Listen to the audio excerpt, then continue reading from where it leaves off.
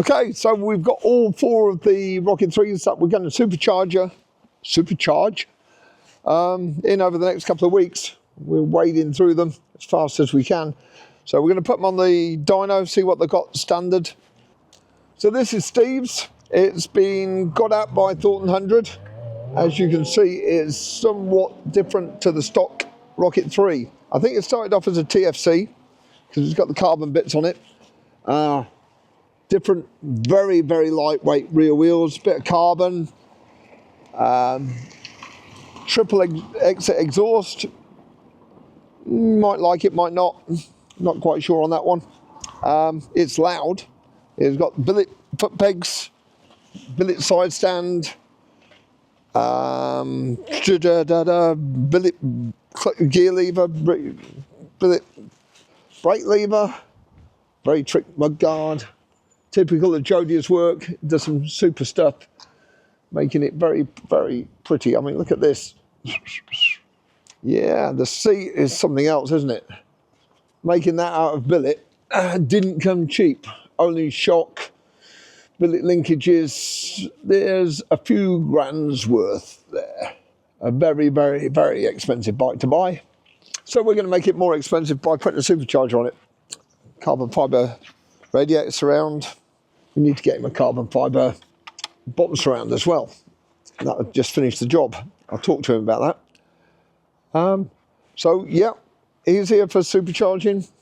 And then we've got Nick's in for supercharging. I think I've got it the right way around. So Nick's bike, he's got a lot of nice carbon on it. These aren't standard carbon. This is something else. Very pretty, very pretty. A bit of carbon around the Zard exhaust. Zard exhaust look pretty good. I like the colour scheme on this. I'm always into red.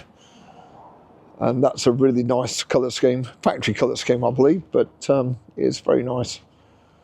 And then we've got Victor's TFC. He's got an Arrow exhaust on. So again, it's a little bit different. Be interested how these exhausts change the horsepower figures. We'll see what happens very shortly on that. So we'll dyno test all 4 bikes as they are, and then we'll do the supercharger conversions, remap them, and see what they perform like afterwards. And then we've got Mike's. He's got these, how do you pronounce that? How would you pronounce that exhaust? Ixil? Ixil exhaust? Yeah, Ixil exhaust. He's dead keen to get this back. He's going on a holiday towards the end of the month, so he'll be the first one that we're pulling down. And that we'll start pulling this one down tomorrow. And hopefully, by the end of next week, we'll be up and running. We're going to go 2-man on each bike as we get going. And yeah, it'd be nice to see what they all produce. So quadruple supercharged Rocket 3s for your liking.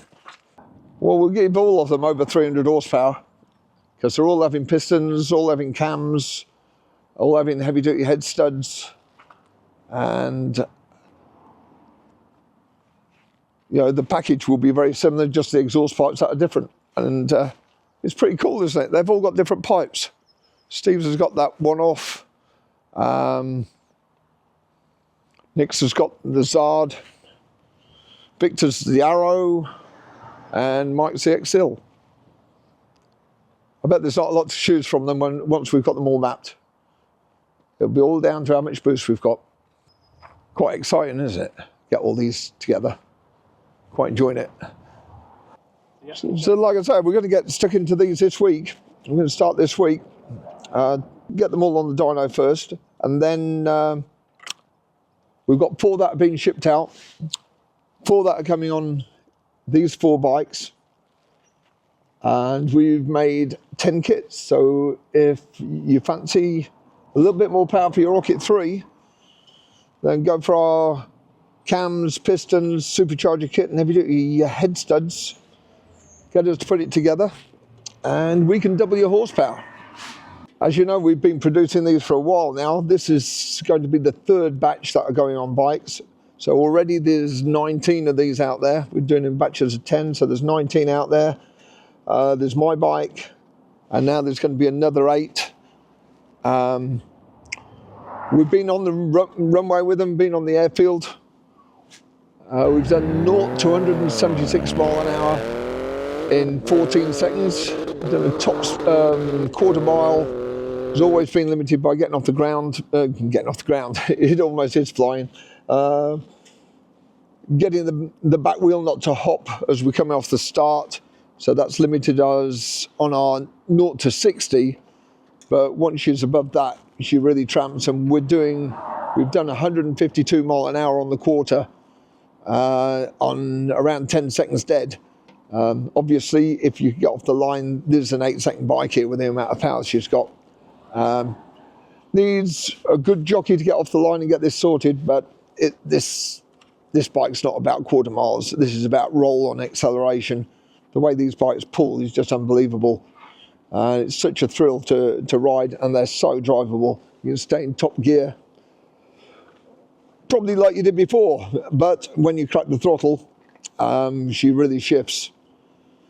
So you like your 60 to 100 time is probably a couple of seconds, and you know that you're riding it. And I think anybody who has one of these will never ride anything else. They'll keep these forever. Certainly that's been the case so far. We're thinking about having a Rocket 300 forum. Like your views on that. 300 forum, get everybody together. Anybody who's got issues, anybody who wants to improve things, anybody who wants to get involved with buying one and running one, having one fitted. A Rocket 300 forum might be a good thing to do. Obviously it'd take more for me to get involved with it, and I'm already stretched. But yeah, it's always nice to get feedback. And if anybody has issues, then it's an easy way to get the issues resolved. So like and subscribe, and put your comments below, and let's hope that a couple more of you think about buying them. Then we'll have completed our 3rd batch.